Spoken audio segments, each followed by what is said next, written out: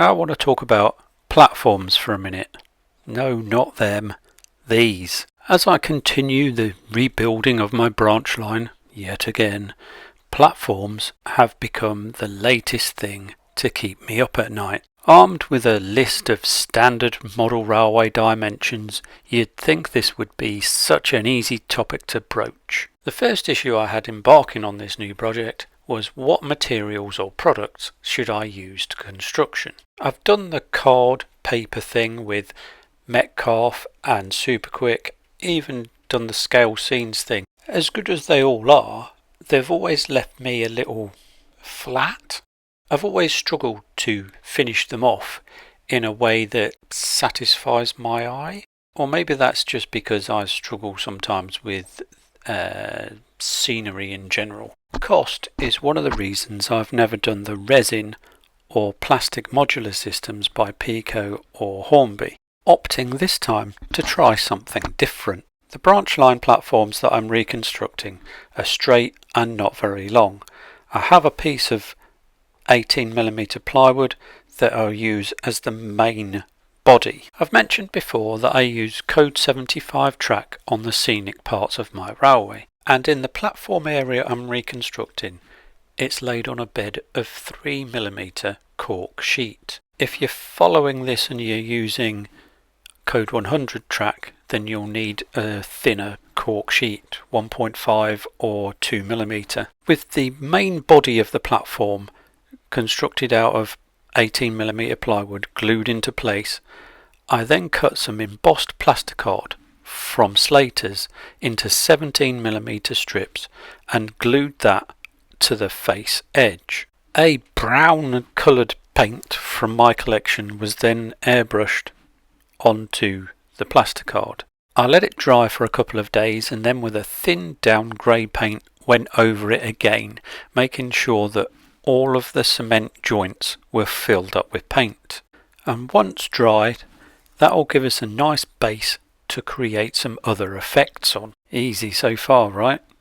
Now let's talk about platform edges, coping stones, concrete or stone, round edge or square, or both on the same platform edge. There is no wrong answer. You can pretty much do whatever you like.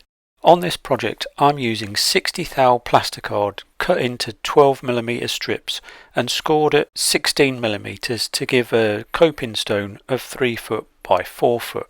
I made some gauges out of 80 thou plasticard that sit in the track. They give me a measurement of 23mm from the centre line to the edge of the brickwork and 19.5mm to the edge of the coping stone.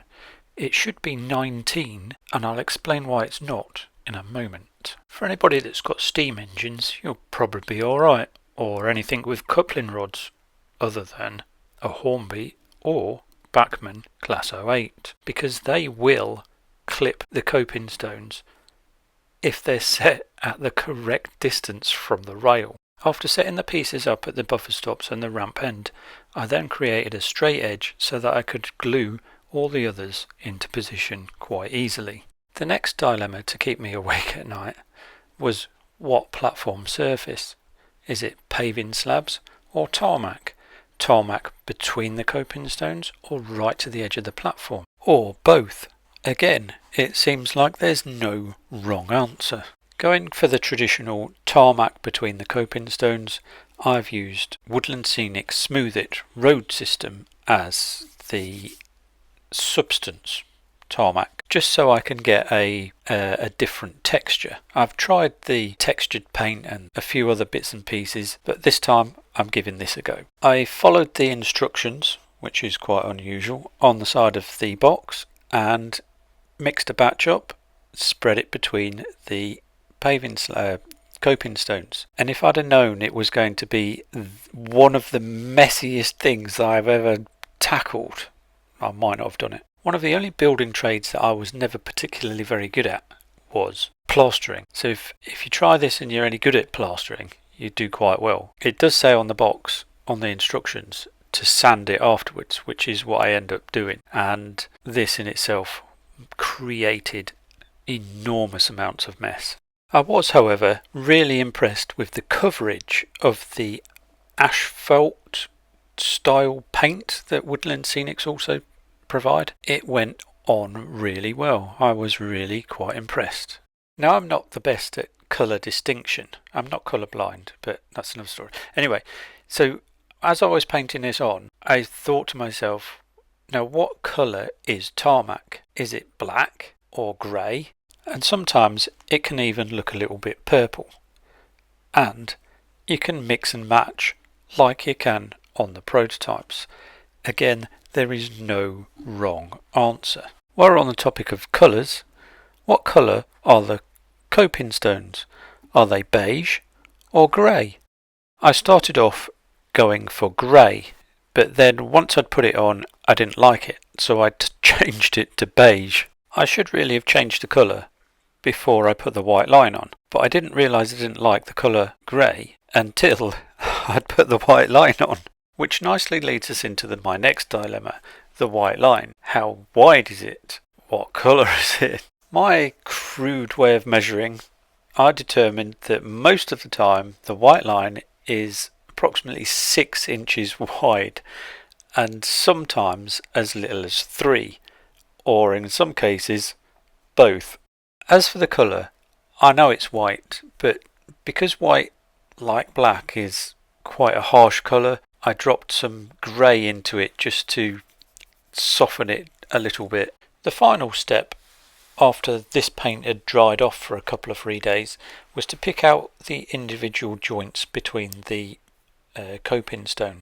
To do that, I made my own panel wash by dispensing a little bit of oil paints into a tub, thinning it down with some white spirit, and then brushing it on.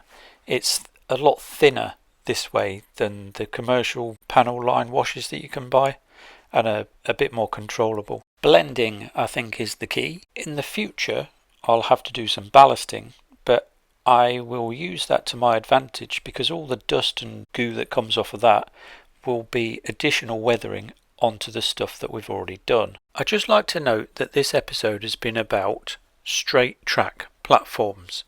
I'll do another video on curved track platforms when I get round to replacing the curved one that I've got to replace. So a quick recap: baseboard, 3mm cork sheet, code 75 track, 18mm plywood for the platform, 60 thou plasticard for the coping stones, plaster, mess, or just do what you like. There is no wrong answer.